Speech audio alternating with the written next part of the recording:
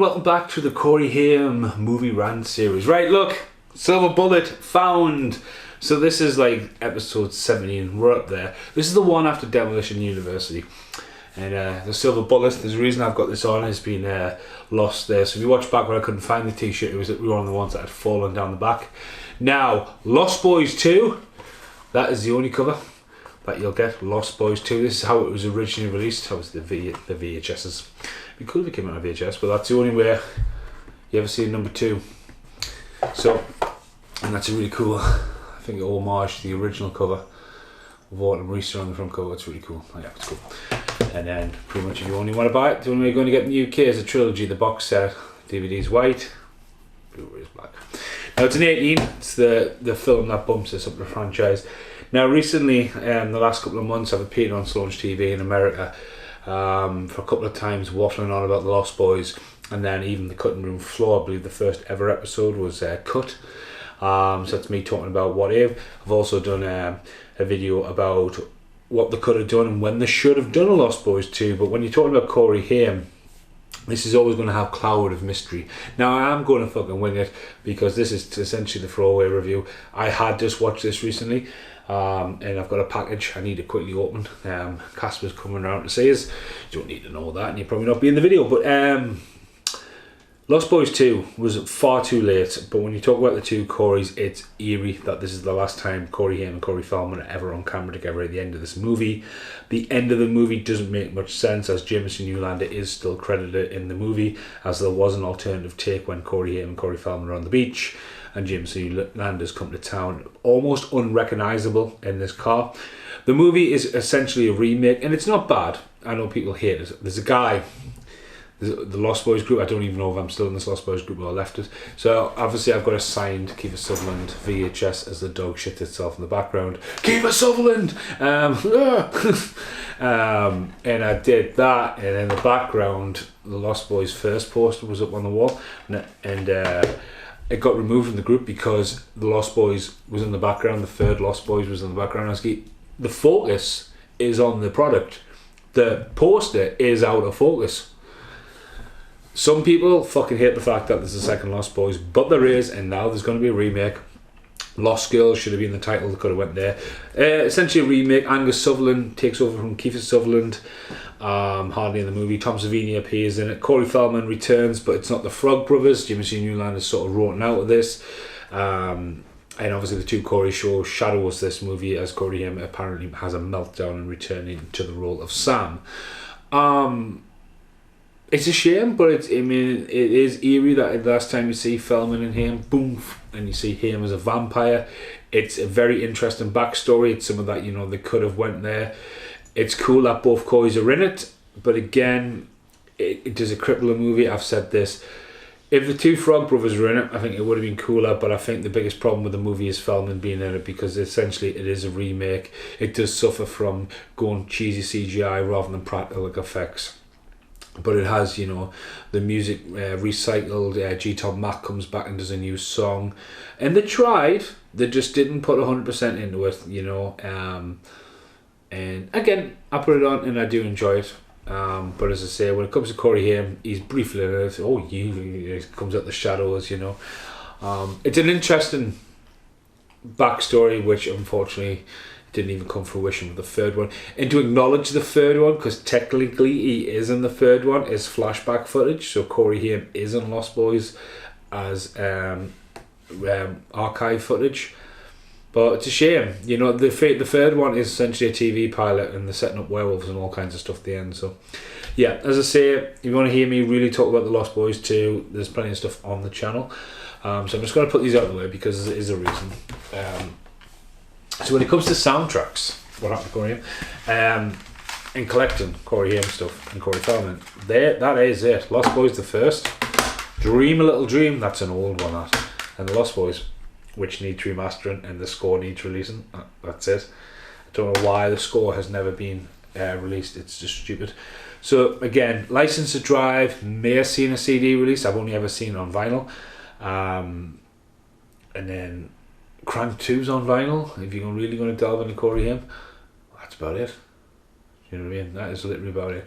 Watches, I'm like surprised Watches hadn't released, because Joel Goldsmith, who was Jerry Goldsmith's brother, has went on to have massive fame through Stargate. And that's one of his first films, I believe. But anyway, you can hear why I'm dibble-dabbling here, can't you? Yeah, we're talking about soundtrack. So I need to bring Peter Laws from this. Peter's a great writer. So when I met at HorrorCon, he put me onto this. Not like, honestly, about 2-3 weeks ago. And this came about 3 days ago, and I haven't had a chance to open it. And it's from America. It's past its customs charge. Stickers to hell. And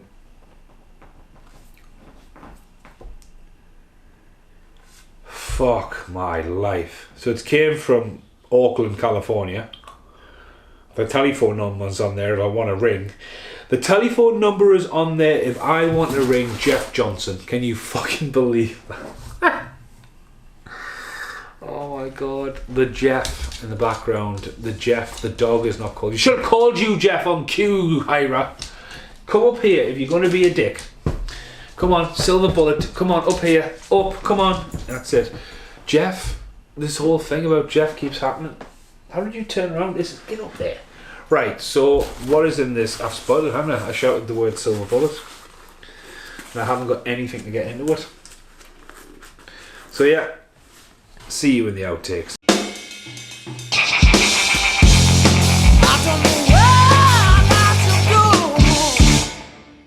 Yeah, I thought about it going in the outtakes. This is the original outtake. It was meant to be in there.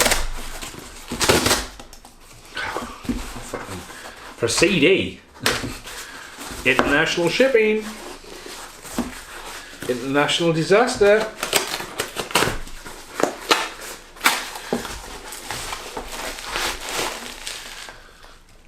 It's a lot. They can't fault them for shipping. No customs fees. Touch wood, it's been a long time since I had a customs fee, to be honest with you. I'm trying to get a hold of a Teenage Mutant Ninja Turtles free from Waxworks. That could be a downfall. Wow! So obviously I've just seen the front cover. Should have brought me Silver Bullet baseball bat down. So there it is, Silver Bullet, unreleased score. 30 tracks, music from the motion picture, captured by Jay Chatterworth. Hira, stop being, get your face out the box.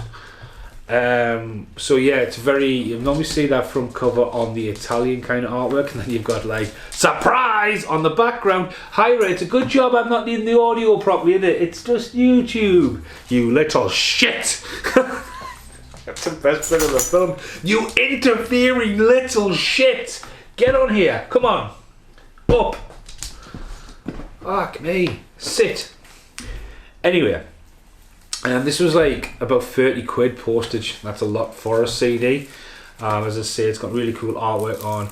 I was honestly at first I thought it was a vinyl, so it's pretty cool. As I said, Silver Bullet has been visited on this series so far, and as I say, it's one of the. Oh, now he's sniffing me back.